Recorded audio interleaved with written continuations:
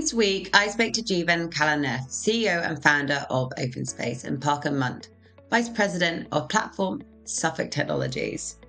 I was thrilled to have the opportunity to speak with Jeevan and Parker on the podcast, where they share their tips around product development and market fit, changing valuations and challenges of the industry. My main takeaways from this episode centered around the importance of market research to understand pain points and priorities for potential clients, ensure you have the right price point to entry, and how one should never assume anything about the construction industry when it comes down to innovation. The industry is slow to try things, however, there is an appetite to do so. So please tune into the episode to hear more about how OpenSpace scaled to 90 different countries and has captured 12 billion square feet across their two products. Or if you're an early stage tech fan in the construction space and looking for investment or any tips, tune in to find out more about the Suffolk Boost Program, where Parker shares success stories with the likes of QualisFlow, Green Badger, and Carbon Title. So enjoy, and thank you for listening.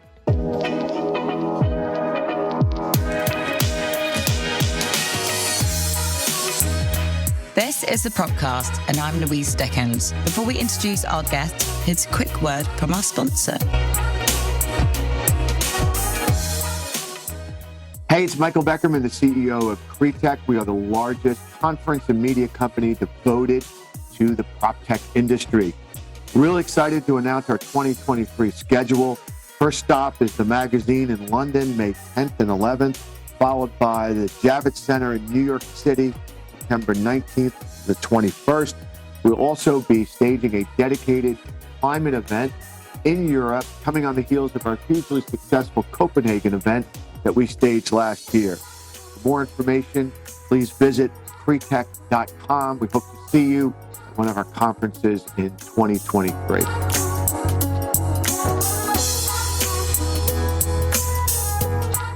Morning, listeners, and thank you for tuning in today.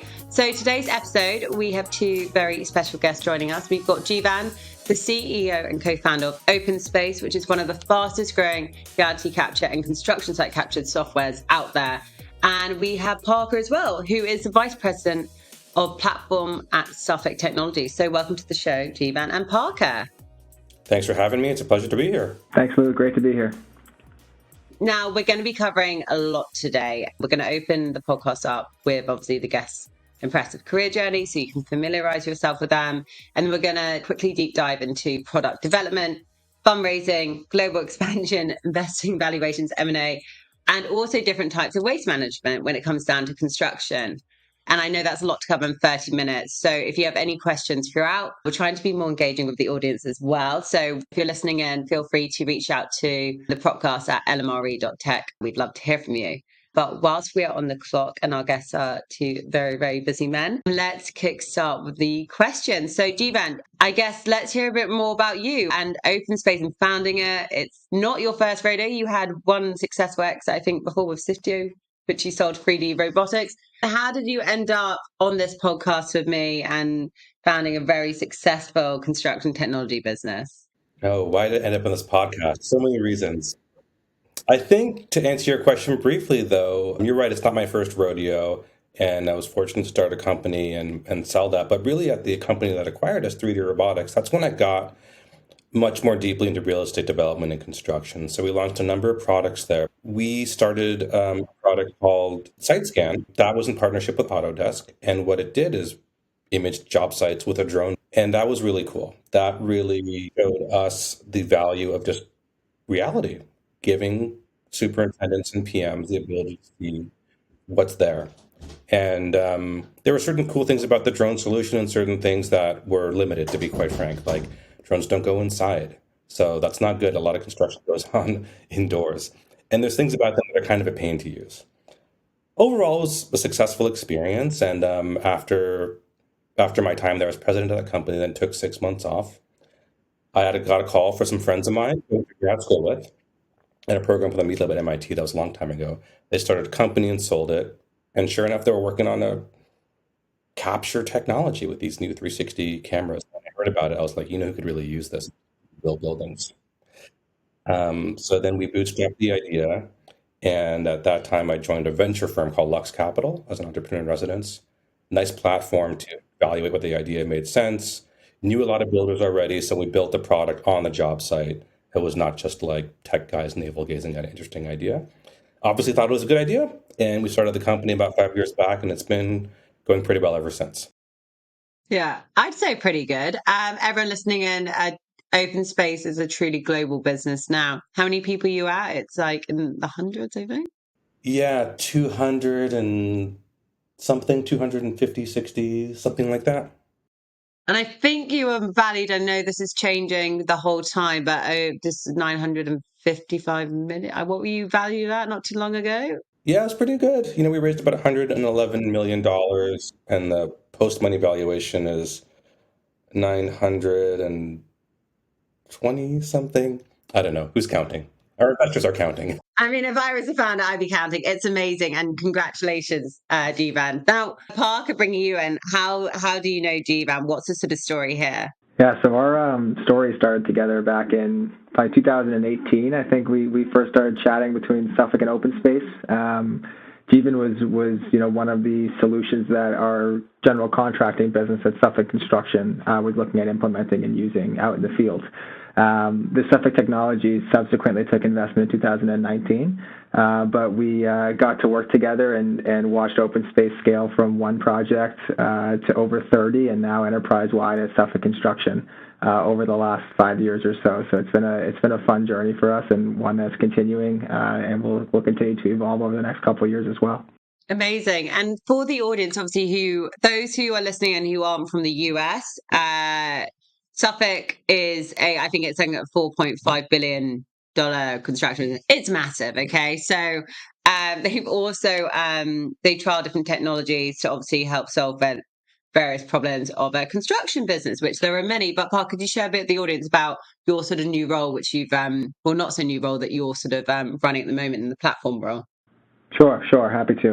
Yeah, so Suffolk has trialed actually over 180 different tech solutions. And so we pride ourselves in being a very forward-thinking general contractor who has a deep desire to innovate within the construction space.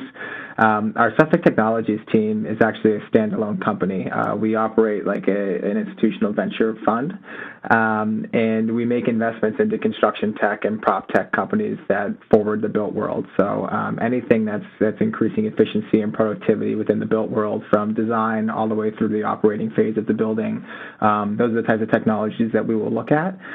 We like to get involved early, which is where my role at Suffolk Technologies comes in. Coming from an operational background, spending time at Suffolk Construction for the first 5 years of my career, I worked on some of our largest job sites as both a superintendent and a project manager. So my role at Suffolk Technologies is helping to identify and select companies that are early stage in construction tech and prop tech, and then helping them shape their value proposition and grow to become either enterprise-wide at Suffolk, but more importantly, change the industry as OpenSpace is doing.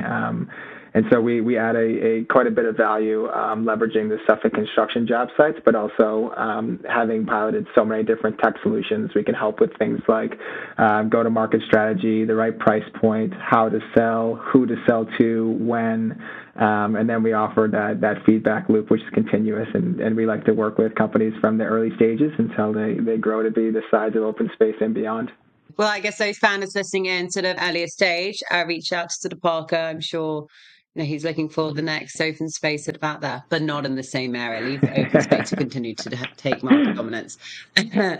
Well, whilst we're, I guess, on this topic about sort of product development and everything like that, Jeevan, could you share with the audience a bit more about the two products which you have? You've got OpenSpace Track and OpenSpace Capture. What's the difference? Which was first? And were there any issues taking it to market as well? Because let's share the audience, but it's great what you've done, but I bet it was not an easy journey.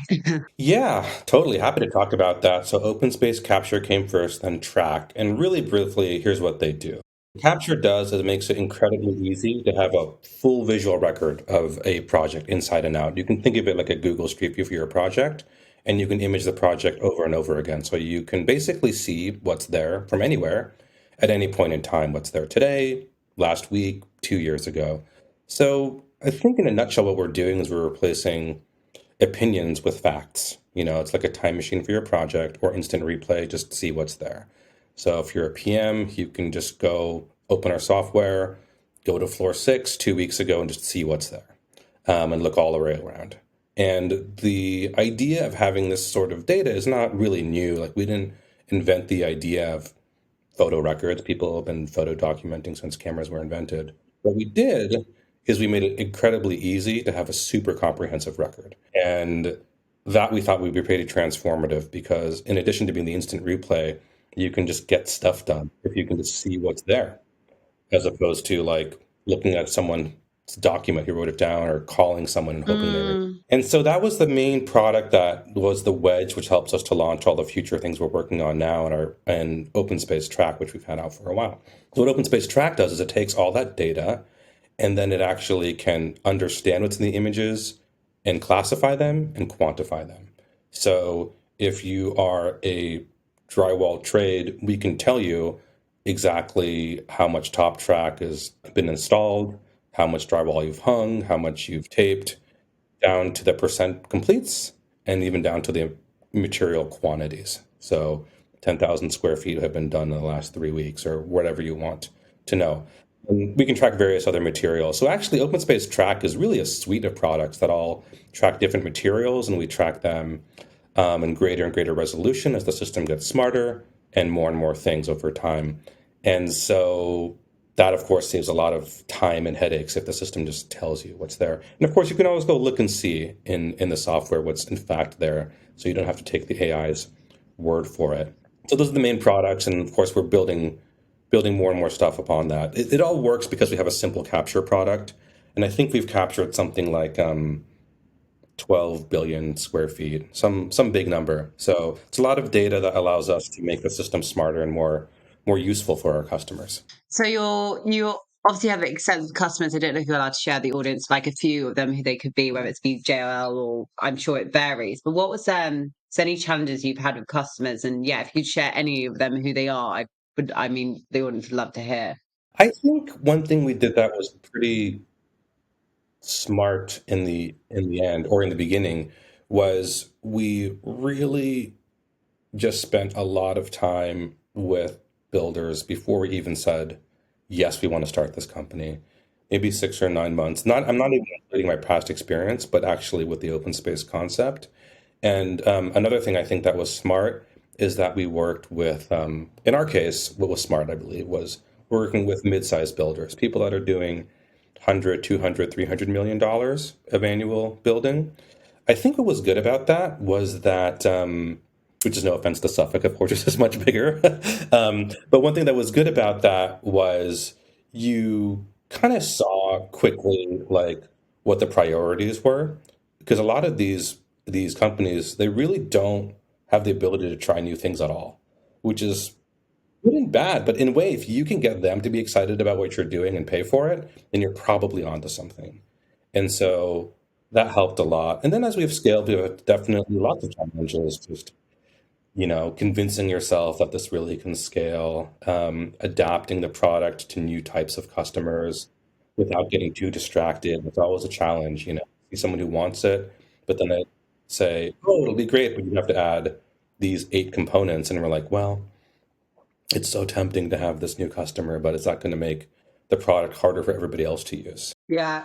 And there's no silver bullet for that, You just have to use your judgment. It's prioritizing. I mean, even from, say, LMRE, we're not technical. Everyone listening in knows we're recruiters. We help people find sort of new jobs. A huge thing is following clients who are raising a huge amount of capital to grow globally, so we can sort of help them. But there's so many times where I thought, oh my God, maybe we can pivot into this. And I'm just like, no, stay cool to what you do. We understand real estate, the built well, construction, technology. I didn't understand anything about like another sector. I mean, we've recently got a few EV clients, but that was pretty alien. But I did slightly think, are we sort of overcomplicating this for the guy? Are we actually going to be able to deliver? When you don't deliver on a client, your reputation sort of goes downhill. So that's what no one wants. Speaking about, I guess, products, Parker, I'd love to bring you in here. You work with startups the whole time. What's a common problem they might come into? Is it lack of research? Even just the importance of getting to know the builders at all sort of markets. Is it going in too hard, thinking they got the product right when they don't? What is it?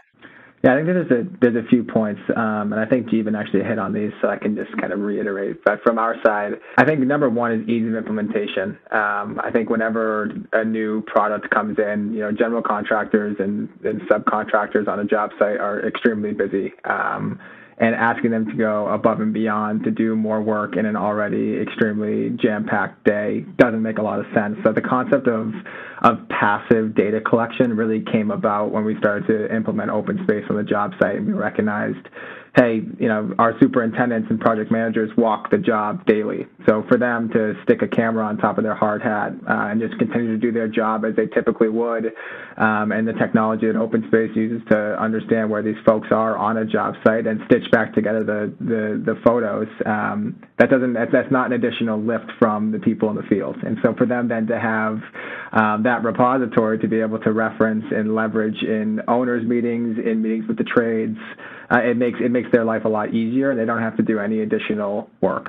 OpenSpace was very smart in wanting to get the product out there, get adoption, get some champions and some users who will talk positively about what they can do, and not have price be a prohibitor of that. And I think today we see a lot of companies that come in and maybe are naive or maybe just a little bit out of touch with what some of the tech solutions in construction in particular would charge.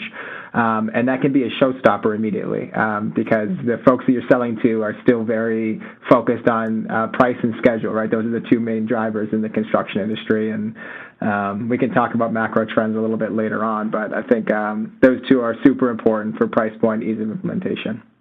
That's super helpful. I was just writing down a little bit of that as well. And those who will be just listening into this on their morning commute, Jeevan was smiling when we were talking about sort of price point to enter sort of initially. But it's true, you've got to prove the value of your product, get some great runs on the board, and then put it up. Shout out to obviously Grace and your team, who I know and met when I started out in Singapore. She's wonderful. Jeevan, what sort of trends or changes have you seen in terms of different geographies? Obviously, you're across North America, very strong adoption and growth there. You're going into sort of APAC. Anything you could share with us what you've seen? Yeah, sure. So we operate in like maybe 90 countries or so. We have customers there, I should say. And we have team members globally now too. And I would say that, you can't underestimate the differences between regions, no matter what your product is. I think for us, we had a nice benefit in that the product we have is very visual, and you could almost use it without being able to read, as one of our customers once told me. So for us, we made the bet that, yeah, I think we can actually be in these other countries. We had pull from them as well. And so we said, let's go ahead and establish some international growth, which has been great. But there are differences. There are definite differences, and it's good to be careful and experiment-minded as you do everything in a startup, but also when you expand geographically. Like, what can you do to go out and learn what you need to learn? Like, is there product market fit in country X? If not, what are the problems? But I think for us, again, we have a pretty applicable product. What I would say is that there are definitely differences in how people build, of course, internationally. And so with the capture product, this is less relevant, but with track, it is. So for example, masonry and using brick is much more common in certain regions outside the US. So when people want us to track this or that, we see a lot more of that in certain countries in Asia than we do in North America and Europe. And that, creates this need for us to carefully prioritize what we're training the system to do. People build a little bit differently. I would say that's one thing. And I also would say another is the way people buy in different countries is different. And if I were to make a really high level generalization, I would say that in Europe and in the United States, the field teams have a lot more say in what gets implemented and what they like. And if the field teams aren't on board, you will not be successful. I think in some other regions, it's more top down, where if the bosses want it, then it'll happen. And there's a variety of reasons for that. And so that that shapes how you want to build up your sales team and who they're talking to and what your expectations are and how long it takes to do X, Y, and Z, deal sizes. All those things are different with those different buying motions. Amazing. Thank you for that. Interesting what you're saying about the field sales team having to be brought in. It's great to see giving them a voice, but I think in a lot of businesses, it's more just what the senior management team think. Parker, sort of bringing you in here, and actually and the podcast, which I recorded this with Greg Wallace from Building Ventures and Matt Wegworth. We were speaking about investment, obviously, and I was asking, right, 2023 potentially, will be quite a choppy year. Could be very good for technology. They were saying within early stage, which I know where you do a lot of work in, we expect to see a lot more investment in sort of seed Series A. What are your sort of predictions, or do you think we're going to see continued investment in that sort of an earlier stage? Do you think we'll see continued investment in the sort of later stage? Is there going to be more sort of M&A? Anything you could share with us there? Yeah, I think honestly, I think we're really excited about 2023 and 2024. Oftentimes, right, with chaos comes a lot of opportunity. I don't think anybody has a crystal ball to say what's exactly going to happen in more of the macro environment. But anybody that's paying attention right now will see that the public market is certainly in a little bit of turmoil, and typically the private sector lacks that to 18 or 24 months. So I do think that we'll start to see some valuations come down a little bit, and the multiples come back down a little bit, which is nice for investors. I also think there's benefit back to that for founders as well. It's not always about what valuation you can raise at, and then hopefully you grow into it over the next couple of years. For us, we oftentimes will have hard conversations with our founders about raising the round at a little bit of a lesser valuation, so they don't feel the pressure to try to grow into that and raise an up round again and again and again. So that can be oftentimes that when the market's as hard as it has been, you can get ahead of yourself and get out over your skis quite quickly, and that spirals out of control when you're trying to play catch up to a valuation. And so for us, we're really focused on making sure that the founders feel comfortable at their valuation that they're at, and not necessarily pumping it up just for the sake of having a larger valuation. The product in this space, I think in particular, the product will speak for itself. The value will come out over time, and if you have a valuable product, the valuation will be there for sure. And so I think for us, we're seeing some of those valuations come back down, the multiples come back down a little bit. And sure, it can be viewed as a positive and a great time to be an investor in some of these products, but also, it's really down to execution and being smart with the cash you have on hand. And so for us, that's what we're really excited about and what we're keeping our eye on.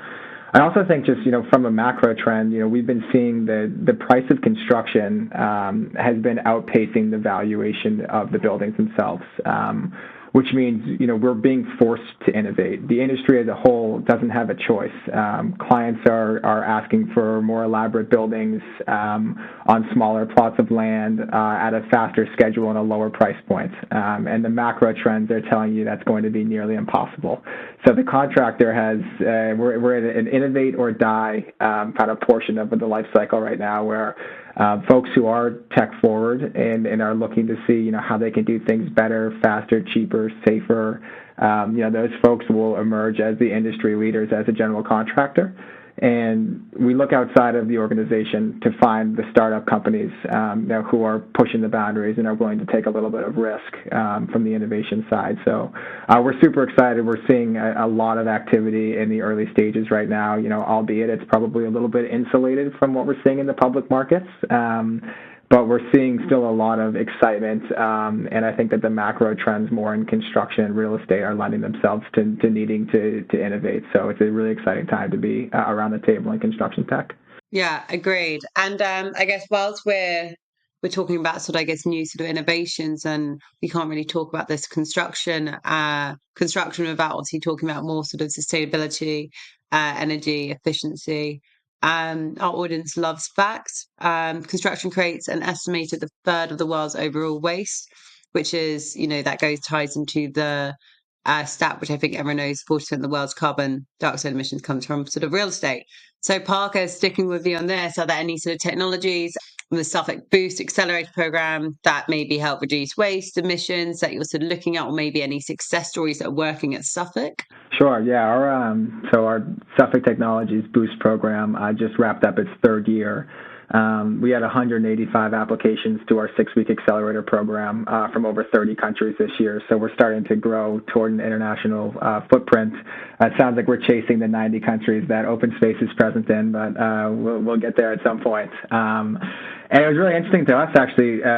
Just under 40% of all of the companies that applied to the Boost program this year had some aspect of sustainability built into their business plan. And so for us, I think actually not unlike OpenSpace, I think that, sustainability and ESG reporting and metrics is where reality capture was 3 years ago. I think that people are starting to get really interested in what the data is, what it looks like.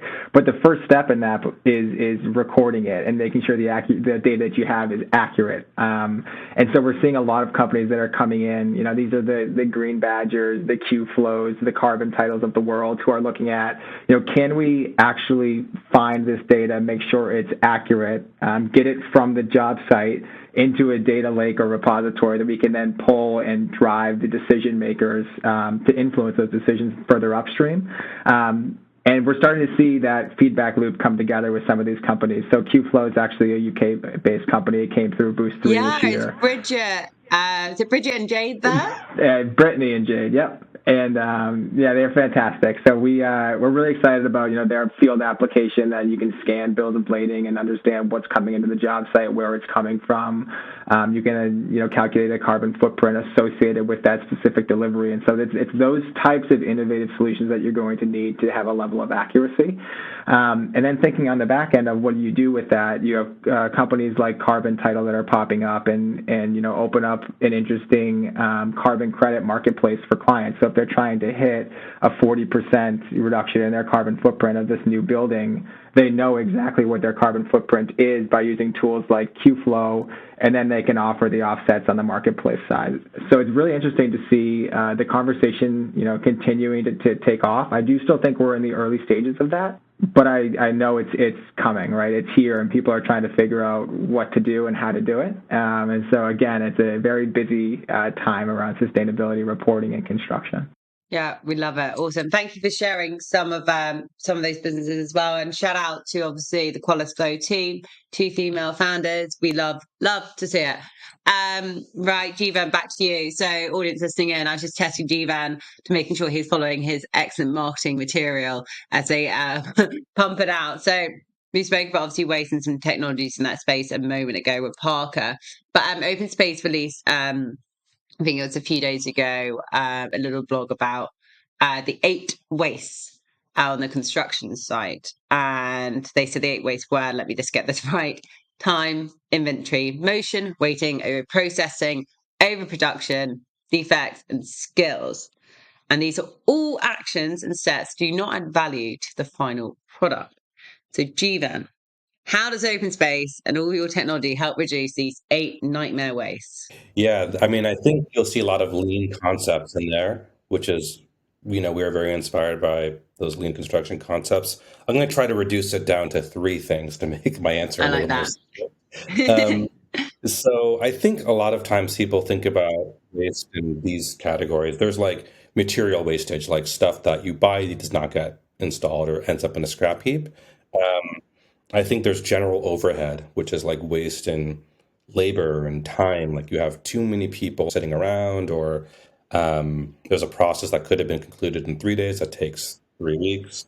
And the third I would say is capital waste. This is where funding and capital for construction is not efficient. So this would be something like the percent interest on a loan, or your cost of your insurance being higher than it needs to versus the actual loss ratios. And so, you could imagine, hey, we've made it cheaper to make chipboard or drywall. That would help save materials costs. I think, and you can imagine innovations in all 3. I think what at OpenSpace we're trying to hit All of them, but really two. A lot of the things mentioned in that blog post have to do with this overhead of like saving time, like make a decision faster. You have the facts, make a decision faster and with more confidence. We really prioritize reliability and speed and efficiency with our technology, and we hope that allows our builder customers to do the same. So if you can align on a decision in a day by looking at it all together and not fly out the structural engineer or the architect, that saves a lot of time. So we really think about it that way. And then there's a whole host of use cases on change orders and things that we do that have helped our customers, but I want to keep that line simple. The capital waste thing is something that is a long-term goal of ours, to see how our data can actually reduce the cost of certain things that eat up money because there's a lot of uncertainty in building. So we announced a partnership with an insurance company recently called Shepherd, and the idea is simple. It's like if you use OpenSpace technology, you shouldn't have to pay as much for a given insurance policy. In this case, it's excess liability. It's kind of logical, right? If you have the data for what's going on in your project, it'll be much easier to handle a loss because you can just go look at the instant replay than having like the forensic architect and lawyers and all these people, spend a lot of money. Nothing against lawyers. I'm married to a lawyer, but I think it's just more efficient. And also you're less likely to have losses. So I think there's a lot of ways in which construction technology companies can have influence on things like payments and insurance, which might seem a little bit surprising. Like OpenSpace Track is used for payments all the time. If you can just see what's there, then you don't have to have a very elaborate kind of paper or quasi-based paper process. All these things take time and money. So we try to hit a lot of these things, not directly, mind you. I don't think it would be fair for us to say like, yes, we've definitely reduced the cost to construct a building. Well, I think we have actually. Can say claims about the dollar cost. I should say that, but the carbon footprint. But I do think we're making a dent in those sorts of things, and yeah, we're pretty excited about it. Yeah, well, I'm sure you will continue to make a dent. When you're talking about the amount of waste in the construction site, I've just bought a house, which I wouldn't even call a house, and was completely developing it with my partner who has a construction business. And the amount of stuff we got to build the house and how much is left over. Like, I honestly, like, we had windows left over, we had so many bricks, we had floors, you could probably build another house with the waste that was left over. And I was just thinking, obviously, that's waste. It's not good for the environment. But I was also thinking about how much bloody money has been wasted as well. It's crazy. And that's just for one house for me. So the amount of waste that goes to these huge construction sites, size of Suffolk, would be crazy. And it's not surprising, right? Because you are in this situation where you don't really know how it's going to go. You will add fat everywhere. Not because you're like a bad guy, although I'm sure that happens too. It's because you're just dealing with uncertainty. And if you can have a system that can keep people aware of and on the same page, then you can act a little bit more in a just-in-time environment, which allows you to like not make these wasteful decisions. Right, guys, we're coming to the end of the podcast, and how we finish it off, we have the LMRE part. L is share main lesson you've learned in your career.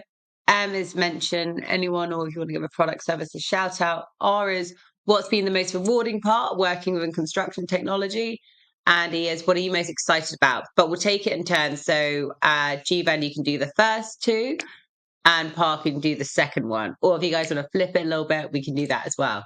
Jeevan, you want to go over the main lesson you've learned? I think we touched on a few. I think the most important thing, and this is for entrepreneurs and founders, is it sounds simple, but make sure people want what you're making and be objective and quantitative about it, and do not pass go. Do not collect $200 until you do that. And just keep it scrappy. You want to be scrappy always, but stay small. Really make sure you can sell a few times your thing and that the economics kind of work before you start trying to raise money and all that kind of stuff. Like, if you're an entrepreneur, you're probably a smart, driven person, and the last thing the world wants you to do is to start a company that fundamentally doesn't make sense. You can apply your talents better somewhere else. Awesome. Thank you for that. Okay, right. Who do you want to give a shout out to? It's the mention part or a product, whatever it could be. Oh man, there's so many. I mean, Suffolk, obviously, I have to give a huge shout out to, helping us like figure out what we should build and scale up and everything. And There's a company, I think, that's actually a Suffolk Boost company, I think, Parker, which is FlexSpace, which is a cool company. And what they're trying to do is essentially trying to provide financing and make it simpler, I think mostly for SMB construction companies. And I think it's just a cool idea. The stress that builders, especially trades, have on their balance sheets is like a crime, you know? And if we can build systems that allow them to keep more money on their balance sheet and get paid faster, that is awesome. So I really love that company. Right. So, Parker, you might be thinking, why did I get the final two questions? But I thought you might have an interesting answer for what's been the most rewarding part of working in contact, considering you're working with so many, you're making some founders' dreams come true as they get, Suffolk as their first client. So, what's been the most rewarding part of working in this space for you? I think for us, at least for myself in particular, the Boost program has been incredibly rewarding over the last 3 years to see the growth of it. And in particular, I think in such a fragmented industry that we work, we've been able to pull together, bankers, developers, engineers, architects, general contractors, tech startups, who all come back to Boost programs year after year, even if they weren't necessarily involved in it. So this year at Boost 3, we had companies from Boost 1, companies from Boost 2 show up to the event. We had other developers and GCs that showed up as well. And, for us to be the convener and allow these kind of natural conversations to happen kind of at something that we're setting up and that we're, architecting, that's really important to us, because what comes out of that is, successful founders that are changing the way that we build and making the built world better. And also, we're adding back to the project teams, and that's architects through engineers to developers, subcontractors alike. We're making their lives and their jobs easier. And when folks are able to implement new types of technologies to make their daily jobs easier, maybe get home to their families a little bit earlier, and there's upside on the back end of that for our founders, it's a win-win for us. So we are super fortunate and really excited to continue to do that. I love that. And I guess the final question for this podcast, Parker, what are you most excited about for 2023? You actually mentioned 2024 earlier. I've not even said 2024, I think, ever. So looking into the future, what are you sort of most excited about? I think we're, just excited to continue to grow the community around the construction tech founders and users of the technology that we're able to harness. We've really started to create a very thoughtful and caring community around founders and the end users of products. And for us, having the opportunity to continue to be in the middle of that and also be able to source, new fantastic founders, a lot of whom I have not met yet, but I will. I'll get out there and see you eventually. We're really excited about, every day there's a new conversation with a new founder who, couldn't be more excited about what they're doing. And that kind of appetite for success is contagious. And so, I feel like, we're at the best part in the world. We're super lucky to be where we are, so I'm really excited to see who comes in next and how we can help them and make the built world better. I love that. Thank you. I can feel that sort of energy and passion coming through, burning through the screen. Look, Jeevan and Parker, it's been a pleasure having you on the show today. Thank you for sharing your insights. I'll catch up with you both separately. Thank you for those listening in as well. Thanks for having us. And happy holidays, everybody. Thank you, Lou. Thanks, guys.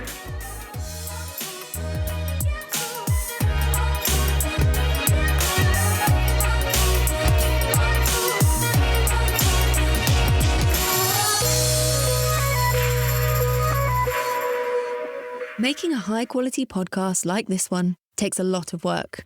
That's a fact. But not when you hire a podcast company. With our white glove experience, we handle everything for you. From guest outreach all the way through to publishing and promotion, we handle it all. You show up to hold great interviews and build relationships with your guests, and we take care of everything else. Podcasting is not just about the audience. Every podcast interview is the start of a new relationship. With a weekly podcast, you'd build relationships with 52 ideal partners or prospects through your podcast interviews over the next 12 months. Do you believe that 52 new relationships would help grow your business? We do. Contact Jason at apodcastcompany.com and let's talk.